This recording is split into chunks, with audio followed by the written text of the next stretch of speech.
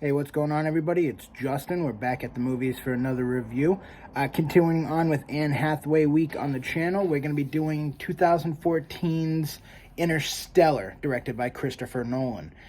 This movie stars, obviously, Anne Hathaway, Matthew McConaughey, Jessica Chastain, John Lithgow, Wes Bentley, Michael Caine, who I feel is in basically everything directed by Christopher Nolan.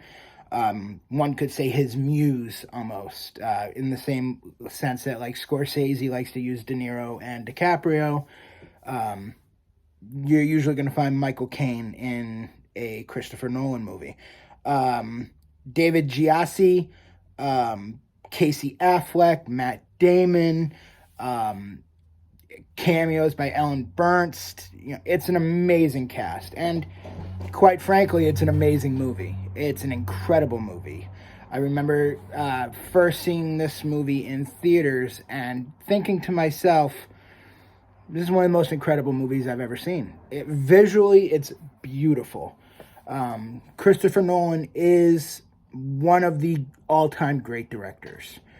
And this might be, and he's had numerous amazing movies. This might be his best work ever. And what's so great about it is it's grounded in reality. It's a science fiction drama, family drama, but it's grounded in reality. As crazy as some of the things that happen in the movie are, a very famous physicist, Dr. Kip Thorne, was actually on the set to make sure that this movie was as real as you could possibly make it. And there was actually, reading about the movie, him and Christopher Nolan had arguments. Nolan wanted to make a science fiction, movie where in most science fiction movies, they travel faster than light. That's not possible. And Dr. Kip Thorne fought. He's like, no, we're going to make this movie as grounded in reality as we possibly can. And it shows. It's visually, it's a stunning movie. Basically, to sum up the plot as quickly as possible, the Earth is dying. There's been droughts, crops are dying, and you're seeing major crops that the world relies on no longer being able to be farmed. And Earth needs, people are going to die. They need to find a new home for the species. And it's not an easy thing to do that. However, scientists discover a wormhole that allows them to travel beyond our known galaxy where there are possibly habitable worlds.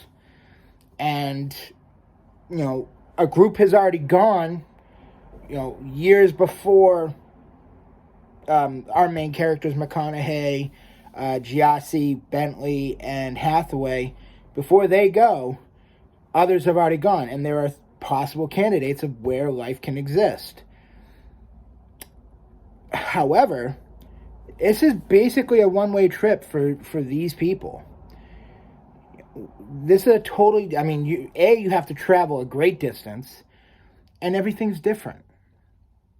And the consequences of their actions are going to determine the lives of everybody on this planet. And that's what makes it such an incredible story. And they're human beings. They are prone to make mistakes or judgment calls based on their heart, not their head. And it costs the lives of millions of people. And I don't want to get into it. If you haven't seen it, you have to see this movie. It's like, say nothing more. You have to see this movie if you haven't already.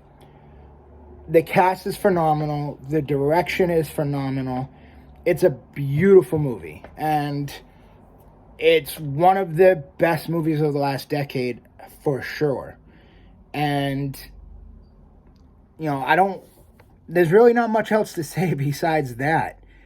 One of McConaughey's best, if not his best performance, that and the Dallas Buyers Club, I think, are his best performances of all time. Anne Hathaway is such an amazing actress. But it's everybody works so well together because everybody's personalities are different, but they all work together. You have the Hathaway, going by her heart. Michael Caine going by, trying to manipulate people with his charm. You have McConaughey, who's, that rogue, fly by the seat of his pants type character. And just everybody, all these different characters come together to make such an amazing movie. I'm not going to go any further because I don't think I need to. It's, for the 50th time, an amazing movie. 8.8. I think it's an 8.8. It's a great movie. It's borderline one of the best movies of all time. The ending, it is great, but it's a little too much. There's a little bit, maybe a little too dragged out, but it still works. That's the only thing that really hurts it. If the ending, maybe trim the ending down 10 minutes here and there, you're in the 9s. You're one of the all-time greats. But 8.8, great movie. One of the best movies of the last decade. That's my review. I hope you enjoy it. If you please consider hitting that like and subscribe button. Leave any comments you may want to. And I'll see you guys next time at the movies. Take care.